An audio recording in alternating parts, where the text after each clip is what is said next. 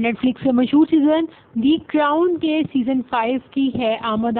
जी हाँ, जो कि नवंबर में ऑन एयर हो रहा है। और इस सीज़न में सबसे मज़ेदार बात यह है कि इसके अंदर डॉक्टर हसनात का किरदार हुमायूं सईद प्ले कर रही हैं, जबकि लेडी डायना का किरदार एलिज़ाबेथ दीपिकी प्ले कर रही हैं। और एलिज़ाबेथ दीपिकी ने अपने एक इंटरव्यू में बताया है कि हुमायूं सईद के साथ मुझे काम करके बहुत ही मज़ा आया।